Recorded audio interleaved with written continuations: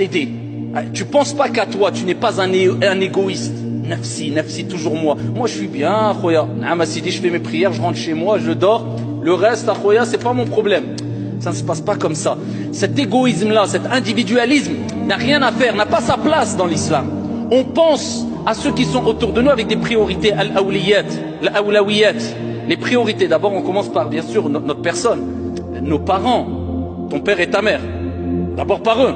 Si t'as pas compris cela, t'as rien compris. Ton père et ta mère, tes enfants, ton épouse, ton époux, tes grands-parents, tes oncles, tes cousins. Ensuite, la Oumma, la communauté. Ensuite, la société, les gens de manière générale, qu'ils soient musulmans ou pas, peu importe. Nous, on doit être une clé du bien, utile pour la société. On ne doit pas être un poids pour la société. C'est pas ça le comportement du prophète, alayhi salatu wassalam.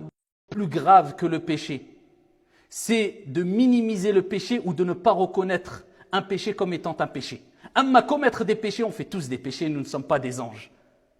Et il faut savoir une chose aussi, c'est que alhamdulillah, peu importe les péchés que nous faisons, à partir du moment où on a pris le chemin de la réforme, c'est-à-dire on reconnaît le péché comme étant un péché, on reconnaît qu'on est malade, on reconnaît qu'on n'est pas parfait, on reconnaît que ce qu'on fait c'est pas bien, alhamdulillah, tu as déjà un pas vers la réforme, un pas vers la guérison. La deuxième des choses, c'est de prendre conscience des conséquences néfastes des péchés. Et que les péchés, ça va te détruire à petit feu. Et c'est pour cela que le prophète sallallahu alayhi wa sallam nous a dit, celui qui commet un péché, Allah inscrit un point noir dans son cœur.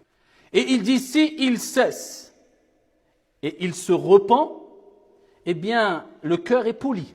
Le prophète alayhi salatu wassalam, dans un autre hadith, il dit toute personne qui dit après chaque prière Subhanallah 33 fois, Alhamdulillah 33 fois, Allahu Akbar 33 fois. Ensuite il termine avec La ilaha illallah wahdahu la sharika lah lahul mulk wa lahul hamd wa huwa ala kulli shay'in qadir. Tous ces péchés sont pardonnés même s'ils sont aussi nombreux que l'écume de la mer.